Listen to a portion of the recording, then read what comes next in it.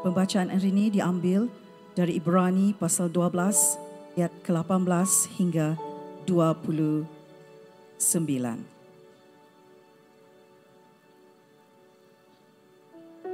Sebab kamu tidak datang kepada gunung yang dapat disentuh dan api yang menyala-nyala, kekelaman, kegelapan, dan angin badai, kepada bunyi sangkakala dan bunyi suara yang membuat mereka yang mendengarnya memohon supaya jangan lagi berbicara kepada mereka. Sebab mereka tidak tahan mendengar perintah ini. Bahkan jika binatang pun yang menyentuh gunung, ia harus dilempari dengan batu. Dan sangat mengerikan pemandangan itu sehingga Musa berkata, "Aku sangat ketakutan dan sangat gemetar." Tetapi kamu sudah datang ke Bukit Sion, ke kota Allah yang hidup, Yerusalem, sorgawi, dan kepada beribu-ribu malaikat, suatu kumpulan yang meriah. Dan kepada jemaat anak-anak sulung yang namanya terdaftar di sorga, dan kepada Allah yang menghakimi semua orang, dan kepada roh-roh orang-orang benar yang telah menjadi sempurna, dan kepada Yesus pengantara perjanjian baru, dan kepada darah pemercikan yang berbicara lebih kuat daripada darah Habel. Jagalah supaya kamu jangan menolak Dia yang berfirman. Sebab jikalau mereka yang menolak Dia yang menyampaikan firman Allah di bumi tidak luput, apalagi kita jika kita berpaling dari Dia yang berbicara dari sorga.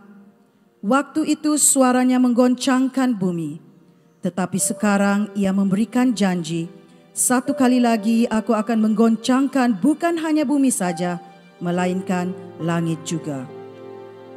Ungkapan satu kali lagi menunjuk kepada perubahan pada apa yang dapat digoncangkan, kerana ia dijadikan supaya tinggal tetap apa yang tidak tergoncangkan. Jadi, kerana kita menerima kerajaan yang tidak tergoncangkan, marilah kita mengucap syukur dan beribadah kepada Allah menurut cara yang berkenan kepadanya dengan hormat dan takut. Sebab Allah kita adalah api yang menghanguskan. Demikianlah firman Tuhan. Di dalam hadirat Tuhan, kami ingin mengangkatkan hati kami. Pujimu dengan nyanyian kami. Kami ingin memujimu dengan mengangkatkan hati kami. Tuhan, terimalah pujian kami. Biarlah pagi ini firman-Mu menyentuh hati kami. Biarlah Engkau sendiri yang akan berbicara kepada setiap yang berada di dalam ruangan ini. Biarlah perkataan yang keluar dari mulut hamba-Mu dan juga renungan hati kami bersama memuliakan nama-Mu yang besar. Dalam nama Tuhan Yesus Kristus kami berdoa. Amin. Sila duduk, shalom dan selamat pagi.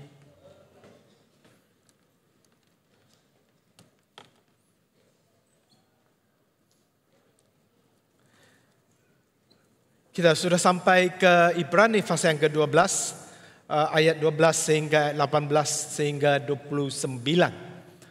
Konteksnya ialah keseluruhan Ibrani pasal ke-12 ini sebenarnya adalah mengenai disiplin Tuhan kepada kita semua dan juga tentang bagaimana kadang-kala kita berdosa dan juga kadang-kala kita berpaling daripada Tuhan.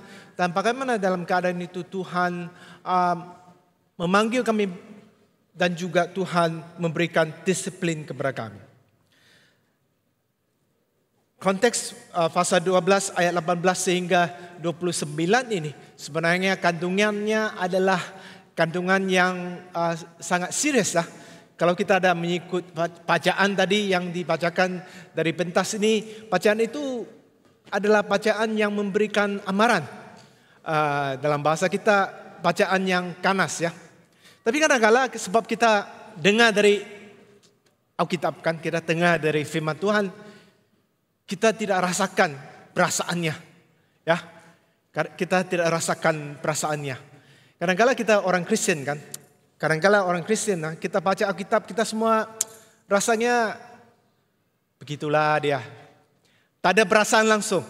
Tapi kalau pergi tuntung wayang kan, kalau kau sama girlfriend kamu pergi tuntung wayang, kalau wayang itu wayang sedih betul, girlfriend kamu nangis, kau di sebelah ketawa, girlfriend kamu marah kan.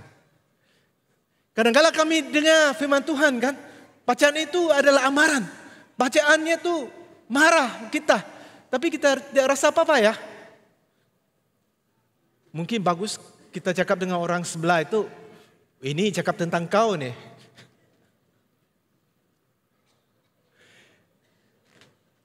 Pasal 12 ini mesti bermula, pasal 12 ayat 18 ini mesti bermula dari ayat 16. Ayat 16 dan ayat 17 konteksnya. Do we have 16 and 17? 16. Ayat 16 ya. Untuk memahaminya kita mesti bermula dari ayat 16. Ayat 16 berkata, janganlah ada orang yang menjadi cabul ataupun mempunyai nafsu yang rendah seperti Esau, yang menjual hak kesulungannya untuk sepiring makanan. Ayat 17.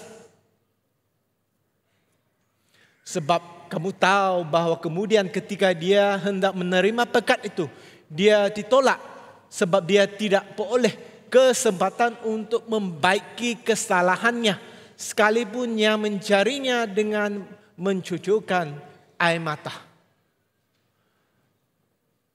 Konteks pemula dari ayat 18 sehingga 29 itu adalah pemula dari ayat 16 dan 17 ini.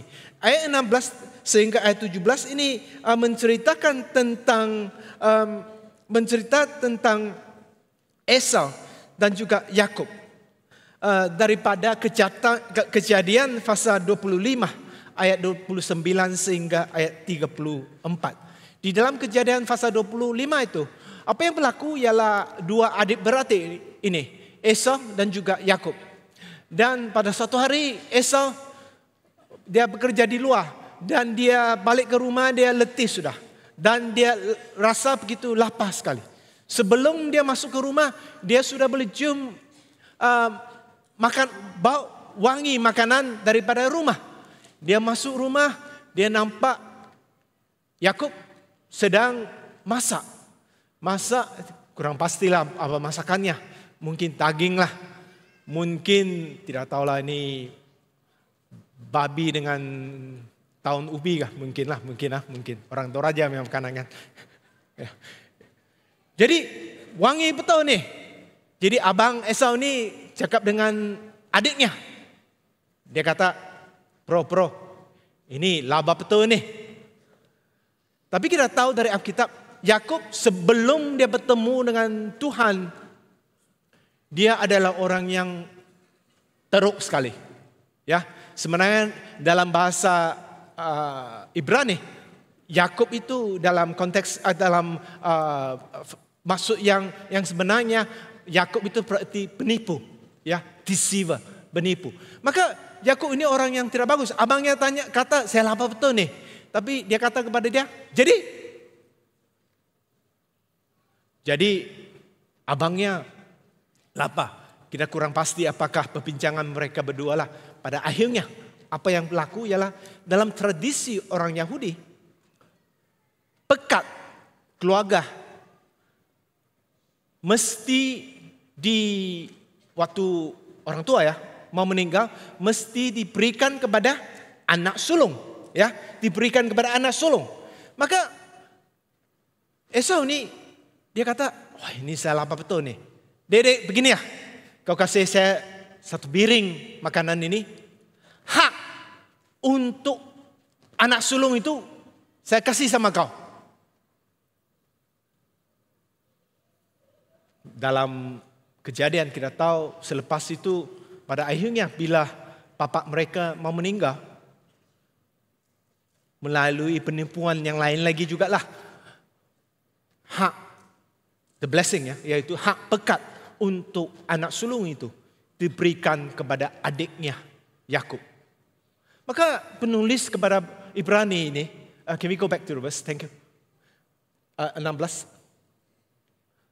mengatakan Esau yang menjual hak kesulungannya untuk sebiring makanan. Penulis sebenarnya memberikan amaran kepada kita semua. Kadang-kadang kita juga ada sebiring makanan ini ya. Saya kurang pastilah ini mungkin babi dengan daun ubi. Dengan santannya satu kali. Tapi sebenarnya setiap kita kadang-kala akan jumpa dengan sebiring makanan ini. Sebab kita semua orang yang percaya Yesus Kristus itu mempunyai hak sebagai anak Tuhan. Dan dalam bahasa, dalam petikan ini yang dibaca tadi sebagai anak, the firstborn, anak sulung. Tapi kadang-kala kita sebagai orang yang percaya Yesus, untuk seorang gadis yang cantik, kita gantikan hak anak kita. Untuk seorang pemuda yang kajak, yang handsome, seperti kata ayat itu, kita memberikan hak anak kita.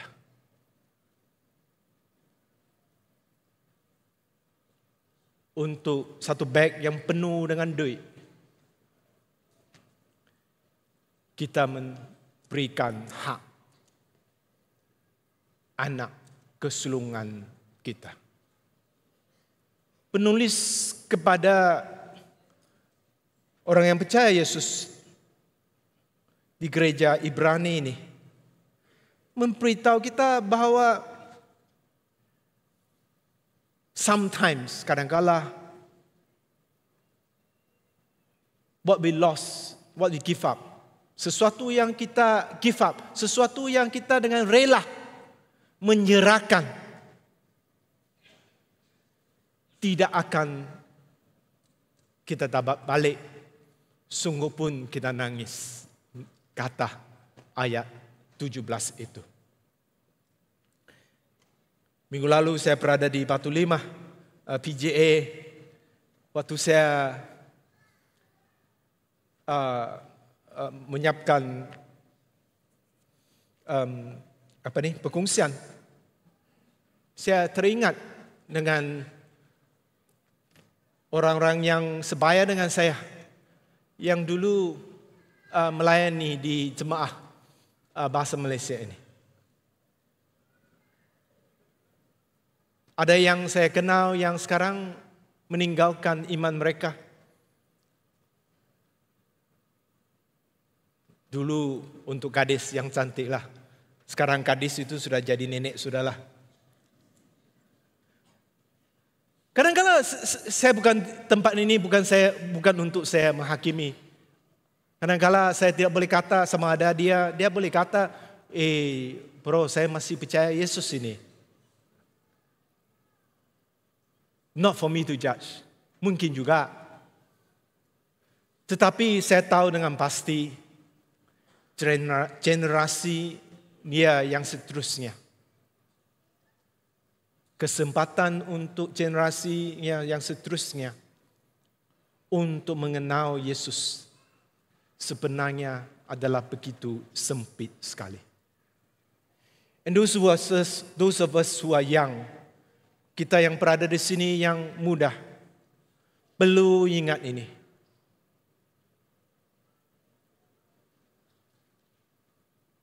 Bila nampak sebiring makanan itu, kita perlu timbang bagus-bagus.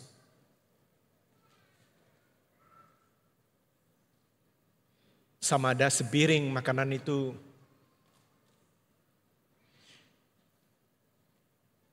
cukup untuk hak kesulungan kita.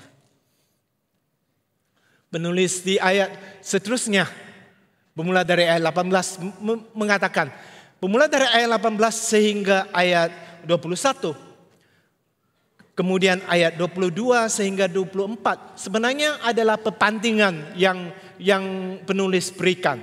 Perbandingan tentang keadaan perjanjian lama dan perbandingan dengan perjanjian baru. Masalah di gereja yang menerima surat ini ialah orang Yahudi yang percaya Yesus, seperti yang sudah kita kongsikan dalam 2-3 bulan yang lalu. Mereka menghadapi satu pencobaan di mana mereka dikatakan diberitahu oleh orang lain, kita percaya Yesus Kristus itu bagus, tapi ini ada sikit-sikit ini, bolehlah kita ikut dulu punya budaya.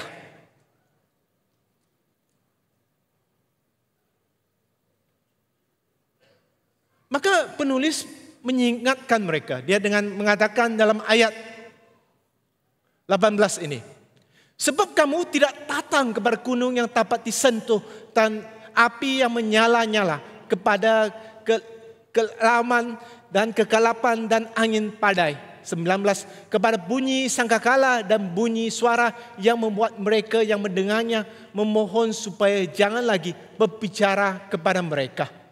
Sebab mereka tidak tahan mendengar perintah ini. Bahkan jika binatang pun yang menyentuh gunungnya harus dilempari dengan batu.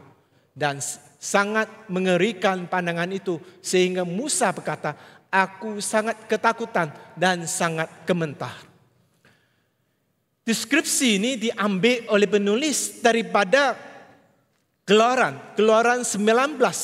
Bila kaum Yahudi, Israel dikeluarkan daripada, kaum Yahudi dikeluarkan, dibawa keluar dari Mesir, dan sampai ke Keluaran pasal ke-19 ini, Tuhan mau memberikan peraturan yang baru kepada masyarakat yang baru ini, yang keluar dari Yahudi ini, keluar daripada Mesir ini. Sebelum mereka masuk ke tanah perjanjian, mereka diberikan, Tuhan mau berikan peraturan yang baru, yaitu termasuklah hukum 10 kepada mereka. Maka waktu Tuhan mau jumpa dengan Musa, Tuhan memberikan tanda dan juga sesuatu yang boleh dilihat dan juga dirasa dan didengar. Maka bumi goncang, mendengar tanda gurun, melihat langit jadi gelap dan sebagainya. Sesuatu yang dikatakan dalam petikan ini daripada Keluaran pasal 19, sesuatu yang sangat menakutkan kerana dia menunjukkan kuasa Tuhan yang begitu besar.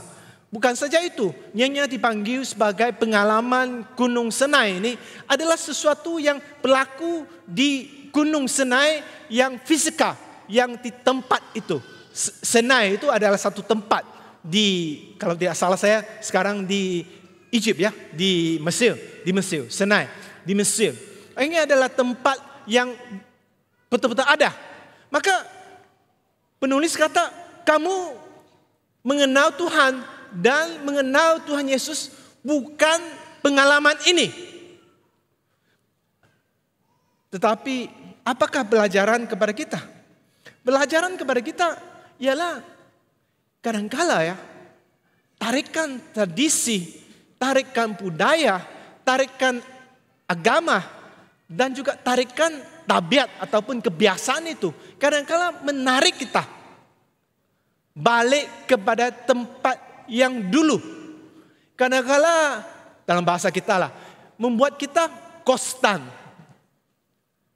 reverse ya, dalam perjalanan rohani kita.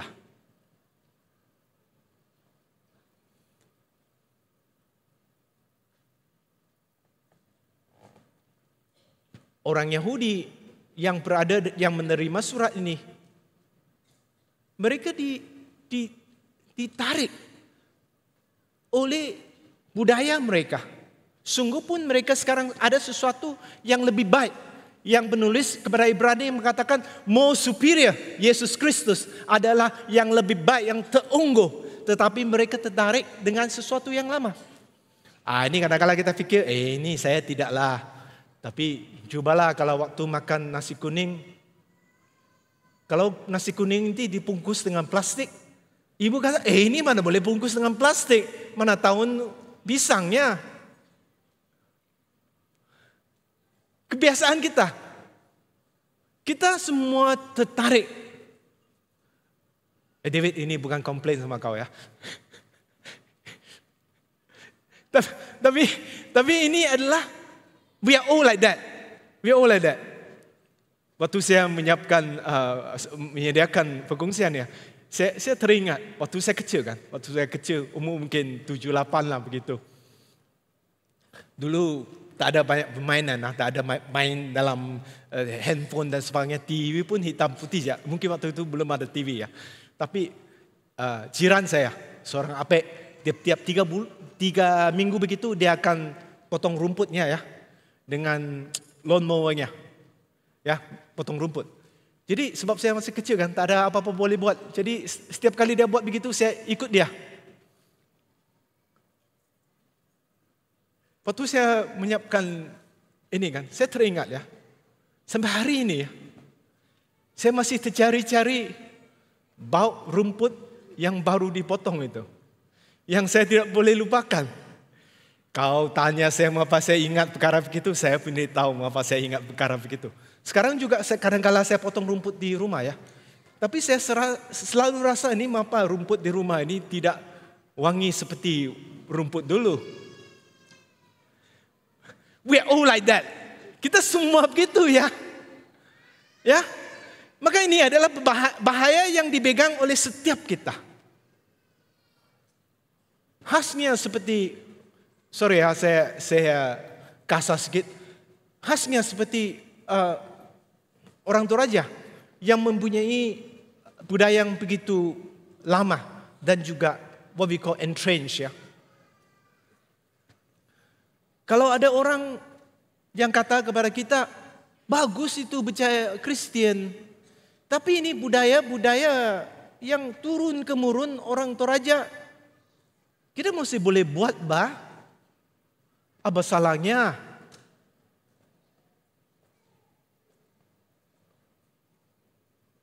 Orang sungai dulu sembahyang dengan papi hutan kan, darahnya dicurahkan ke atas batu yang besar ya di teping sungai. Adakah orang kata kepada kita, oh ya orang Kristen, apa salahnya 1 tahun 1 kali ya bah?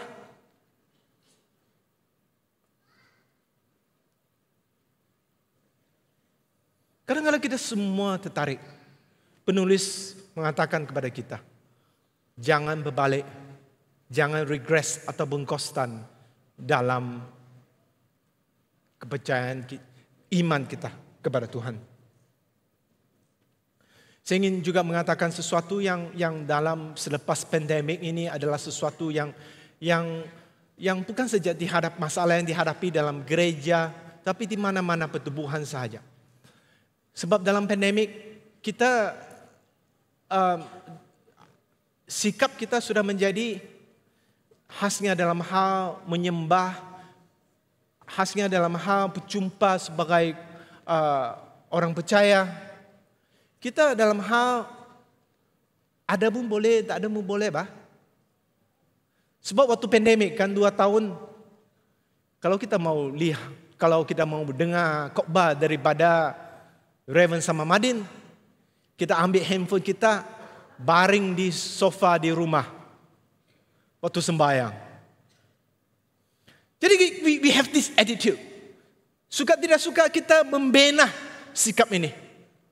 Sikap yang tidak hormat kepada Tuhan.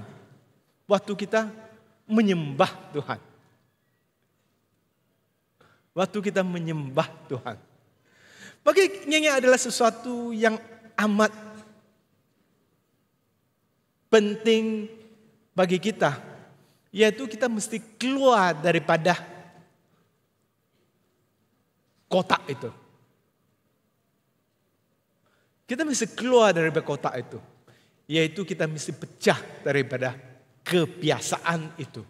Yang tidak menghormati Tuhan.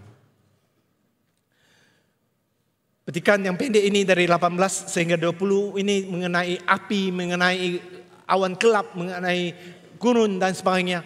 Juga mengajar kita sesuatu, yaitu tidak semestinya pengalaman yang menakjubkan akan menyentuh hati kami.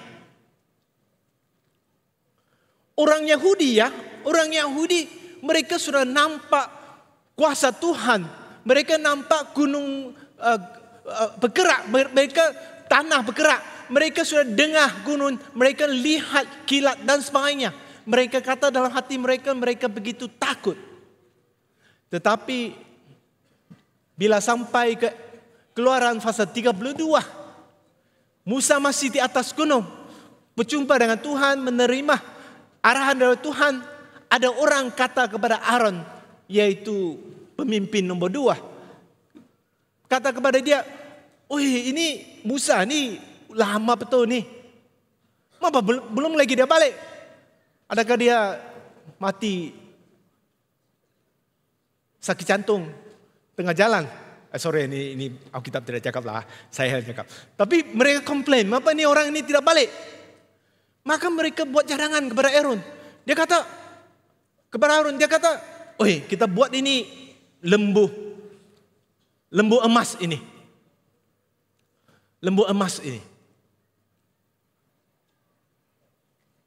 Bila kita membaca ini, kadang-kala kita fikir dia mengatakan bahwa hanya tentang mereka menyembah berhala, yaitu menyembah this golden calf, yaitu lembu emas ini. Tapi kalau kita membaca dengan teliti ya, dalam pasal 32 ayat 5 itu, kita akan tahu sebenarnya Harun berkata kepada jemaah, dia kata, mari kita menyembah Tuhan kita, Yehova ya, dengan lembu emas ini. It's a very strange thing, sesuatu yang aneh sekali. Tapi dia mengatakan tentang hati kami semua, that we like to worship God as we find it convenient. Kami ingin menyembah Tuhan hanya mengikut kesukaan kami. Minggu depan tak ada musik.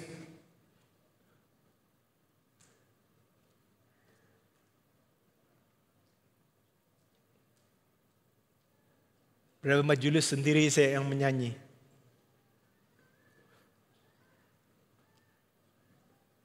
Mungkin 50% orang kata, ini betul Gadera ini. Kalau ini berterusan minggu selepas itu saya tidak mau datang sudah.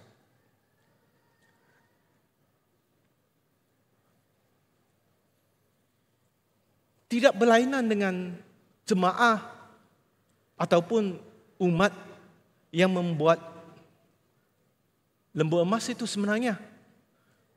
Mereka bukan kata mereka tidak mau sembah Tuhan. Tapi mereka mau sembah Tuhan dengan cara mereka sendiri. Sedangkan Tuhan sedang memberikan arahan kepada Musa bagaimana dia harus disembah. And it is the question. Ini adalah persoalan yang semua kita perlu fikirkan. Semua kita perlu fikirkan tentang hal ini. Experience yang menakjubkan tidak semestinya menyentuh hati kami. Orang Yahudi mengalami experience atau pengalaman yang begitu menakjubkan ini, tetapi hati mereka tidak tersentuh.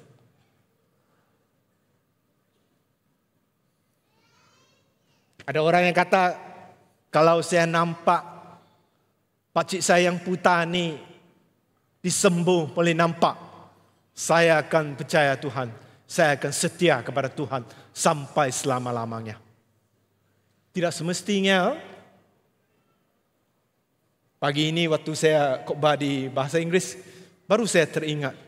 Dulu waktu Reverend, waktu dia masih Reverend lah, Reverend Albert Woon. Ya, mendiang Bishop Albert Woon.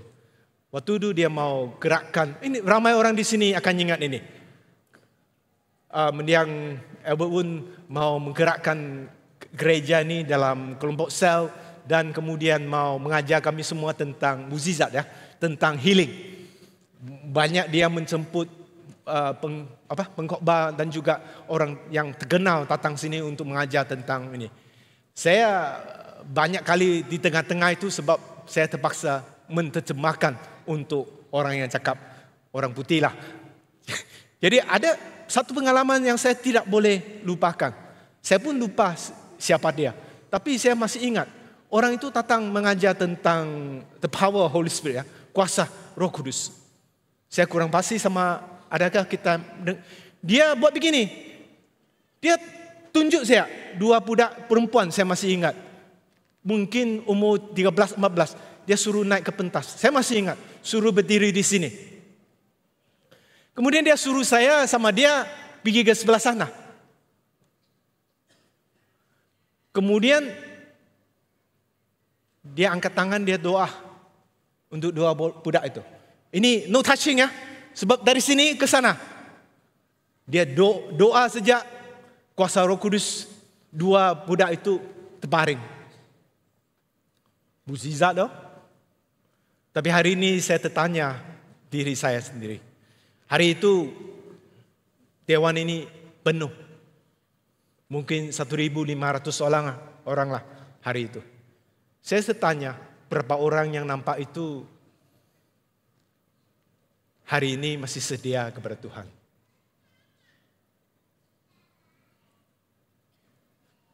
Tidak semestinya saudara dan saudari. Sebab orang Yahudi yang nampak mukjizat juga seperti kita. Kalaupun kita melihat mukjizat, tidak semestinya hati kami tersentuh. Ini adalah amaran daripada penulis. Sebab dalam ayat 22 dia berkata, verse itu 22. Tetapi kamu sudah datang ke Bukit Sion, kepada kota Allah yang hidup, Yerusalem syurgawi, dan kepada beribu-ribu malaikat, suatu kumpulan yang meriah. We stop there, 22 verse. Ya, ini ayat ini kita akan satu persatu ya. Maka dia membuat perbandingan ini.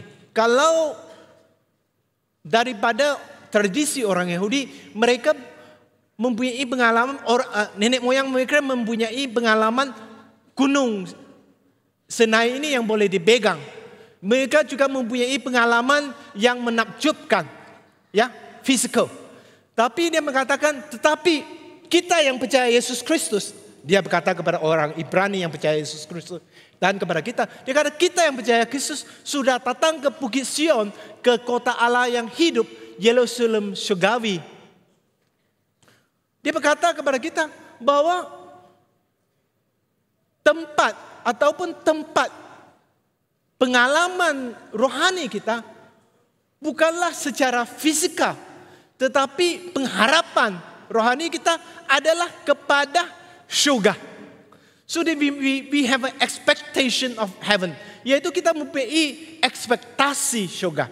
Dia mengatakan bahwa kita datang ke Yerusalem syurgawi itu kepada beribu-ribu malaikat, satu kumpulan yang meriah. Yaitu kita berada dalam kelompok meriah bersama-sama. Yang pertamanya dia berkata bersama-sama dengan malaikat-malaikat. Hari ini kita juga ada malaikat-malaikat bersama dengan kita dalam ruangan ini. Amen. Oh, ini macam kurang percaya nih. Mulai satu kali lagi. Kita hari ini ada malaikat-malaikat yang bersama kita merayakan ibadah bersama. Amen. Waktu saya tanya ini, sebenarnya saya tanya diri saya sendiri juga. To be honest. Ini menandakan apa? Ini sebenarnya menandakan tentang hati kami kan. Adakah hati kami mempunyai ekspektasi yang lebih tinggi daripada yang boleh dipegang saja? Orang Yahudi membina kata penulis, membina kepercayaan mereka atas gunung yang boleh dipegang. Langit yang hitam yang boleh dilihat. Dia mengatakan bahwa kita bukan saja di antara malaikat. Next verse.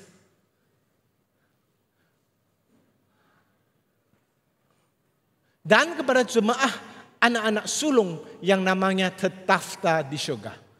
Anak-anak sulung ini adalah kita. Kita semua mempunyai nama yang percaya Yesus Kristus dipanggil anak sulung. Ya, nama kita tertafta di surga. Itulah penulis, it's a very clever thing ya. Penulis menggunakan Esau yang menjual kesulungannya. Ya, yang penulis mengingatkan kita juga dipanggil anak sulung. Ya, nama kita tercatat di surga. Dan dia kata kepada Allah yang menghakimi semua orang. Maka kita berada bersama dengan Allah yang menghakimi semua orang. Kita akan berbalik kepada hal menghakimi ini. Dan kepada roh-roh orang benar yang telah menjadi sempurna. Ini bagian yang terakhir dalam ayat ini penting. Sebab apa? Sebab penulis kata mesti percaya kepada Yesus Kristus baru selamatkan. Tetapi dalam fasa 11, dia mengatakan tentang Abraham, Noah, Yakub dan sebagainya sebagai orang yang benar, the righteous. Maka dia kata di dalam kebijaksanaan dan pilihan Tuhan, semua yang benar di hadirat Tuhan mendapat keselamatan. So it's a very important theological verse lah, ya, ayat teologi itu. Dan ini sebenarnya menunjukkan apa? Yang menunjukkan bahwa kita mesti mempunyai ekspektasi bahwa hidup kita adalah jauh lebih daripada sebiring makanan itu. That we hold on to our faith. Kita memegang kepada iman kita kerana kita tahu dan kita ada ekspektasi kepada sesuatu yang jauh lebih, yaitu di syurga. I have no problem. Saya tidak ada masalah dengan orang yang kata kepada saya, kalau betul-betul ada Tuhan, tunjuklah Tuhan kepada saya. Kalau betul-betul Tuhan tunjukkan dirinya kepada dia akan mati. That's what the Bible say kan.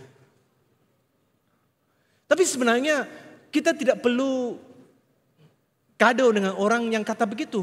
Sebab Alkitab mengatakan Tuhan yang kita percaya itu di syurga. Maka we have to know what is our expectation. Kadang-kadang ekspektasi ini adalah sesuatu yang sangat rumit diterangkan. Mungkin saya boleh berikan contoh ini, tapi contoh ini mungkin bukanlah contoh yang sempurna.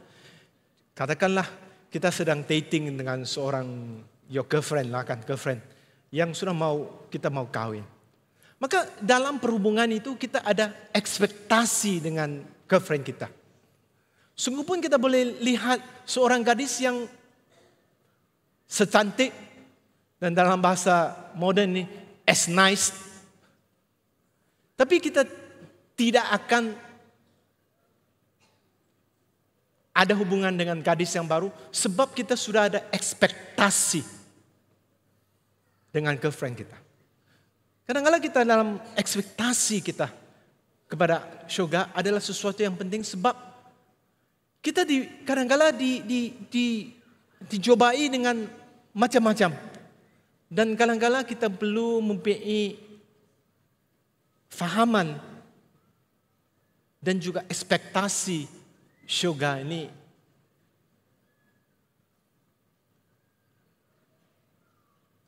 dalam hidup kita. Supaya kita boleh mengatasi cabaran dalam hidup ini. Kerana experience ataupun pengalaman kita ialah kita sudah masuk ke dalam kelompok ataupun jemaah yang penuh dengan keriangan ini. Dan seterusnya, next verse. Dan ayat 24 kata, dan kepada Yesus perantara perjanjian baru dan kepada darah pemecikan yang berbicara lebih kuat daripada darah Habel. Ini adalah ayat yang sebenarnya mengingatkan kita dengan apa? Bahwa kita boleh masuk ke dalam syurga dan di dalam hadirat Tuhan dan mempunyai ekspektasi syurga sebab Yesus adalah perantaraan kita. Perantaraan perjanjian yang baru ini. Dalam 2-3 bulan yang lalu kita sudah banyak kali berbincang tentang hal ini. Saya tidak akan masuk dalam hal ini sekali lagi. Tetapi ini adalah sesuatu yang ayat, can I have the verse? Can I have the verse? Yes. Tapi penghujung ayat ini, dia kata, dan kepada darah pemecikan yang berbicara lebih kuat daripada darah Habel. Ini juga adalah perbandingan perjanjian baru dengan perjanjian lama dengan perjanjian baru. Perjanjian baru itu adalah pemecikan darah Yesus. Perjanjian lama yang ditunjukkan di sini adalah tentang darah Habel. Habel itu diambil daripada Kejadian pasal 4. Kejadian pasal 4. Di mana sekali lagi dua adik-beradik, Kain dan Abel. To cut it short, Kain membunuh Habel. Dan Tuhan kata kepada Kain, oi, di mana kau punya adik? Dan Kain kata kepada Tuhan, sayakah yang harus jaga dia? Adakah saya penjaga adik saya?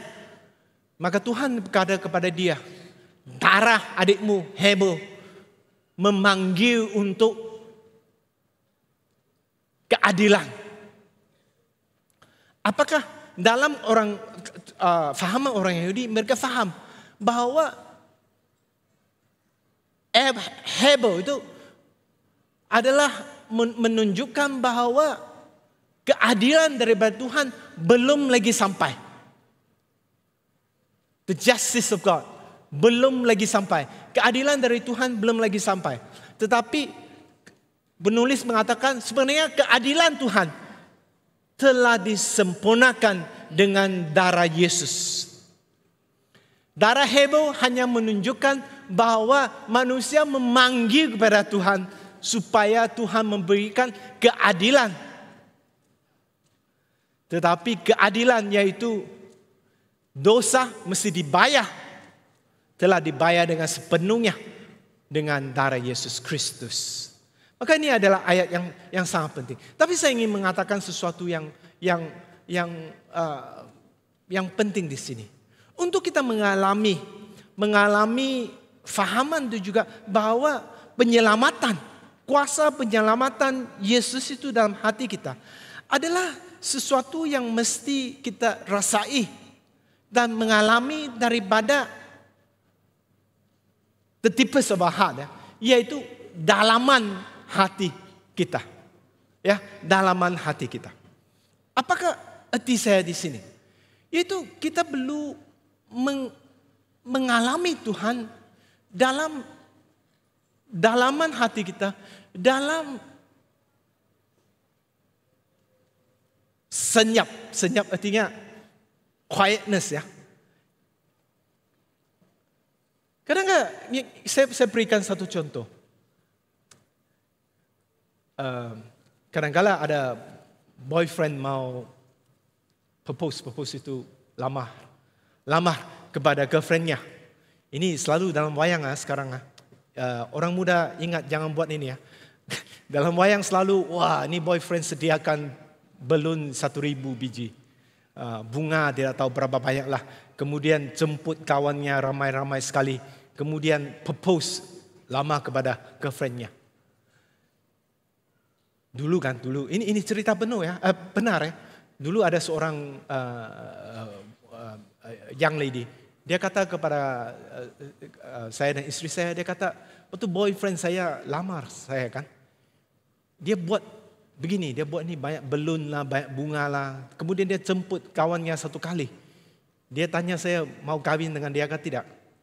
Dia kata kalau saya kata tidak, malulah dia.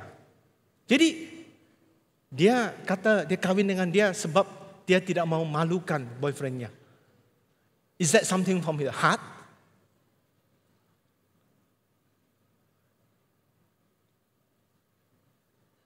So when we encounter God, bila kita berjumpa ataupun encounter dengan Tuhan, kita perlu melakukannya, memberikan ruang di mana Tuhan menyentuh the deepest of our heart.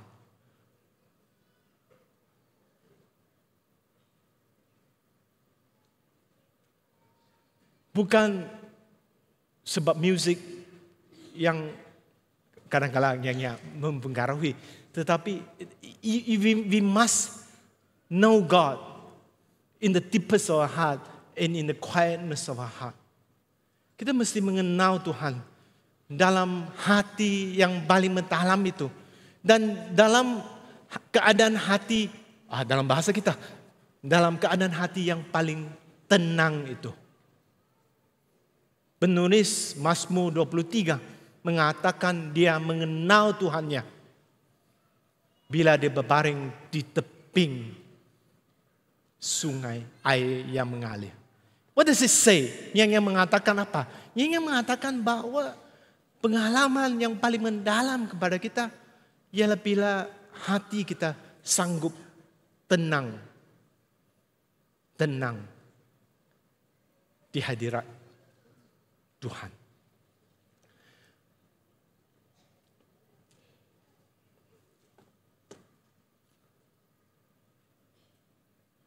Matius pasal 22 ayat 37 mengatakan kita mesti mengasihi Tuhan kita dengan sepenuh hati kami, sepenuh jiwa kami, dan sepenuh minta kami. We can only do that. Kami hanya boleh buat demikian kalau kita sanggup menenangkan hati kami. Seterusnya, ayat 20 seterusnya.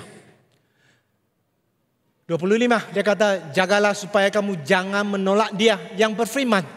Sebab jikalau mereka yang menolak dia yang menyampaikan firman Allah di bumi tidak luput, apalagi kita jika kita berpaling dari dia yang berbicara dari syurga. Ayat ini mengatakan bahwa Tuhan akan datang untuk menghakimi bumi dan segala-galanya. Tapi ayat yang bermula ayat ini adalah sesuatu yang sangat penting. Dia kata janganlah supaya kamu jangan menolak dia yang berfirman. Yang mengajar kami bahwa bila Tuhan berfirman kepada kita, kita jangan tolaknya. Dalam firman Tuhan, Bilangan 20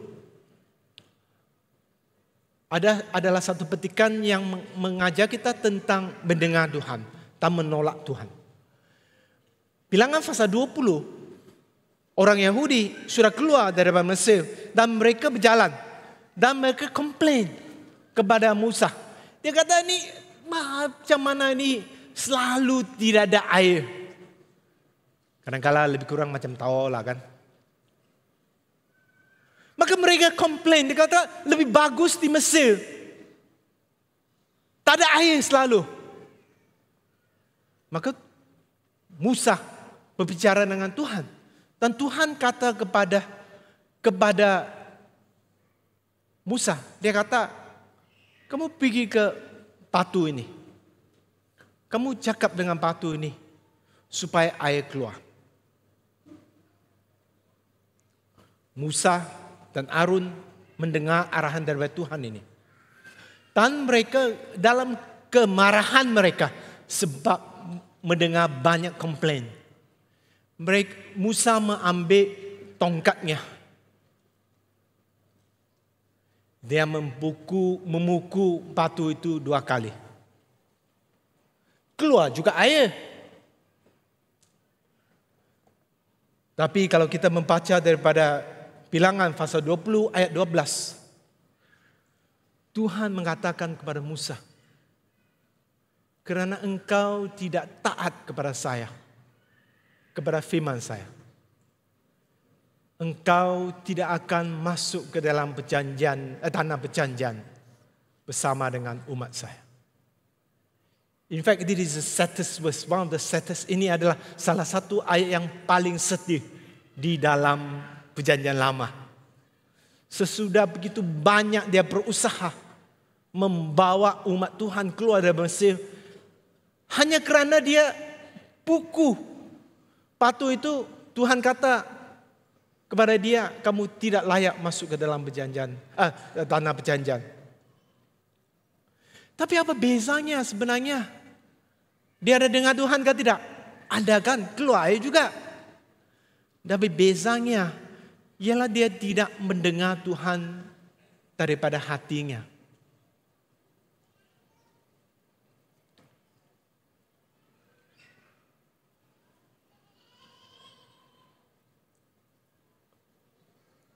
Dia tidak mendengar dari hatinya.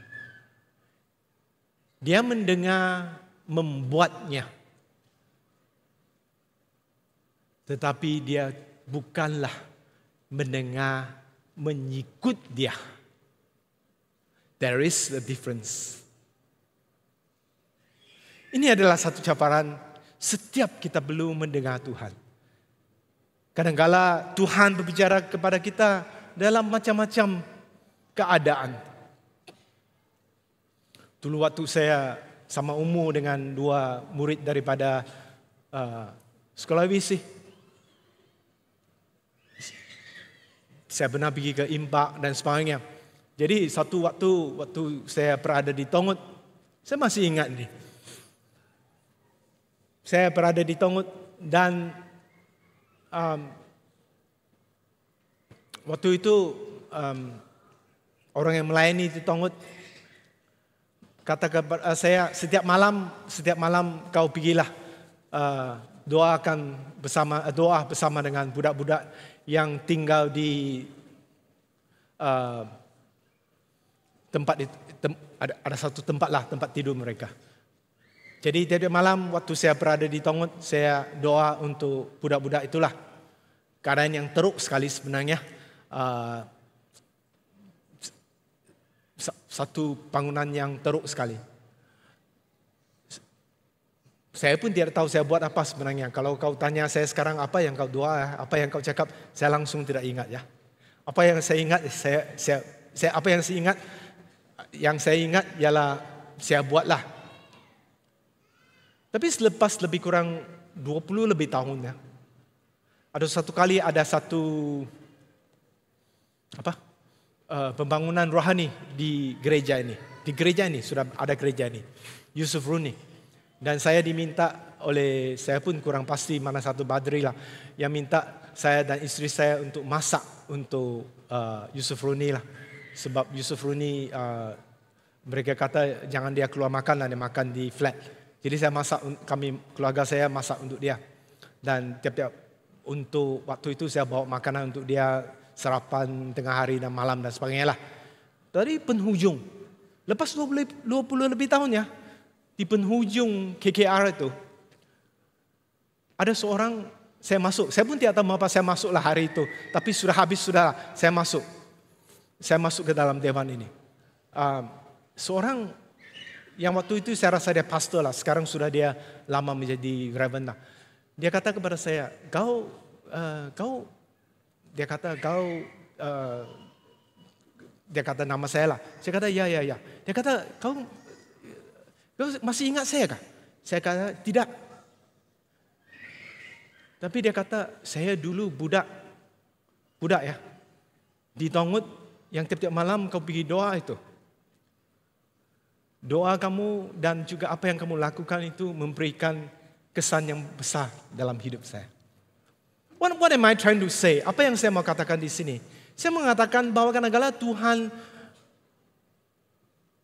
ask us to do something. Memanggil kami untuk melakukan sesuatu. Kami pun tidak faham apa yang kami lakukan.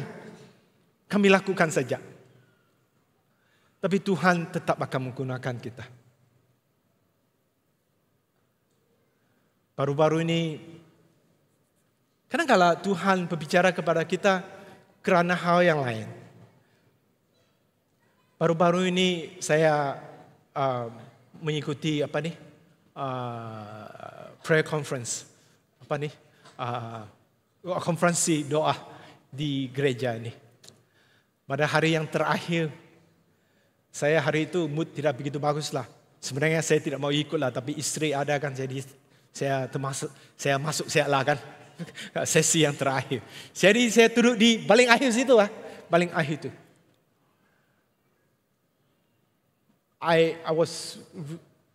Hati saya lah betul-betul untuk tempo itu need something from God. Saya pun tidak tahu apa yang saya perlukan dari Tuhan. Tapi hari itu waktu Kenneth dia mengakhiri konferensi itu, dia teringat dalam khotbahnya, dia teringat sesuatu yang berlaku 41 tahun yang lalu. Dia kata 41 tahun yang lalu tahun 1982 di gereja Semak Lahdatu. Dia kata Roh Kudus menjamah dan menyentuh sekumpulan pemuda dan pemudi di dalam kemah yang kecil, itulah sebenarnya konferensi yang kecil. Waktu itu dinamakan konferensi SAIM. Dan dia kata dalam konferensi itu termasuklah Reverend Chung yang saya lah.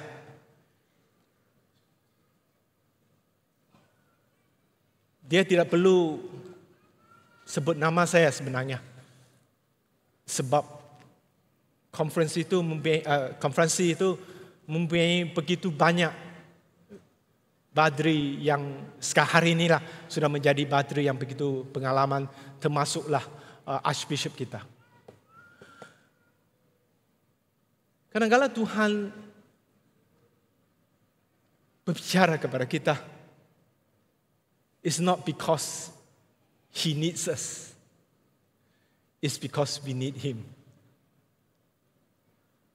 Karena Tuhan berbicara kepada kita.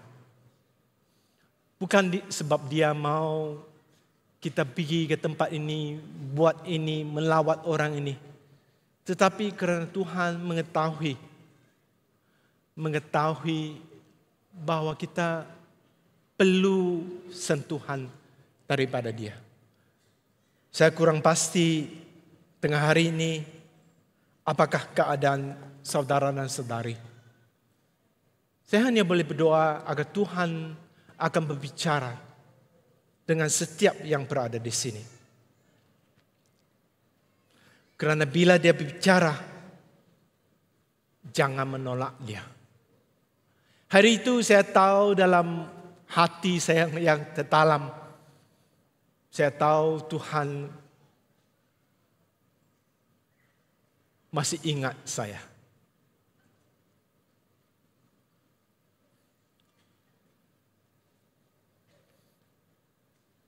Waktu saya duduk di belakang di situ, hati saya tersentuh, mata air saya keluar. And we all need that God need to touch and speak to us. Seterusnya ayat ini mengingatkan kita.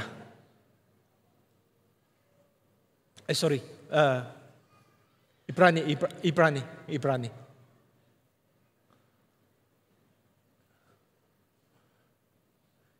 Ayat 26 kata, waktu itu suaranya menggoncangkan bumi, tetapi sekarang Ia memberikan janji, satu kali lagi aku akan menggoncangkan bukan hanya bumi saja, melainkan langit juga. Ayat 27, ungkapan satu kali lagi menunjukkan kepada perubahan pada apa yang dapat dikonjang, kerana ia menjadi supaya tinggal tetap apa yang tidak terkonjang.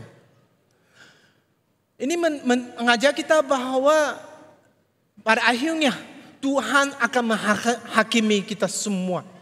Adakah kita orang yang akan berdiri dengan teguh bila dikoncang?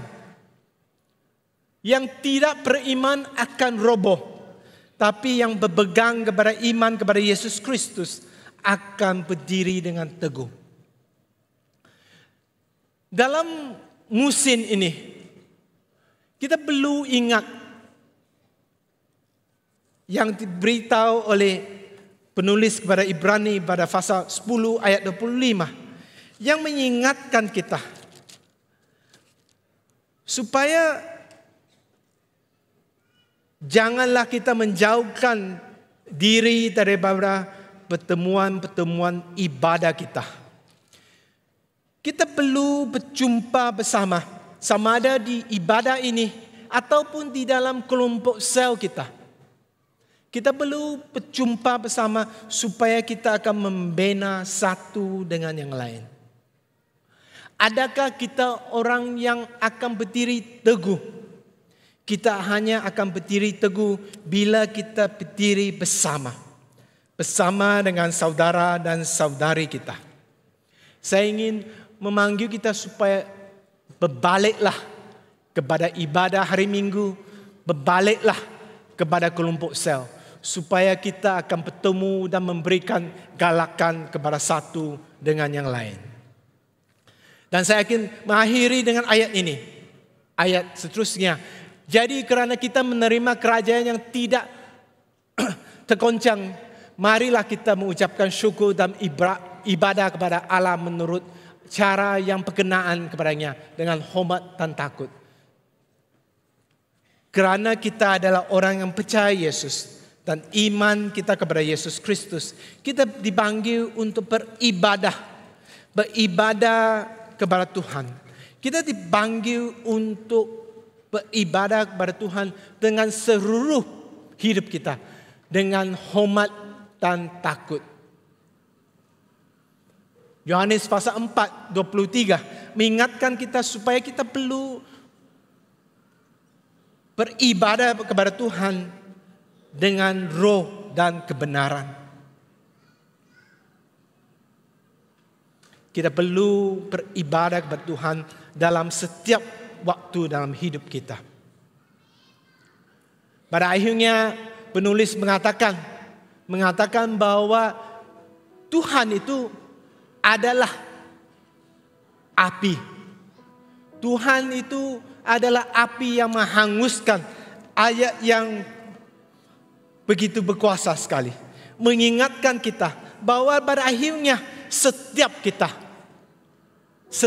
kita akan dihanguskan ataupun dijilat api. Dalam 1 Korintus pasal 3 ayat 13. Dia mengatakan bukan kita sebagai orang yang percaya Yesus Kristus bukan dihakimi dengan api tentang keselamatan kita. Tetapi kita dihakimi oleh api sebab kita akan diukur apakah yang kita telah lakukan dalam hidup kita untuk Yesus. Adakah kita dibina dengan rumput?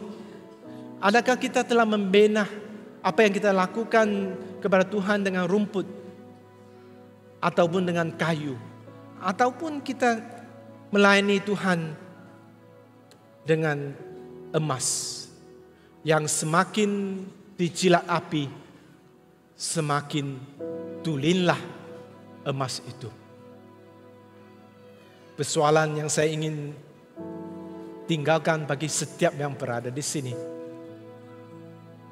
Adakah hari ini kita siap dihanguskan dengan api Tuhan? Semoga Tuhan memberkati kita.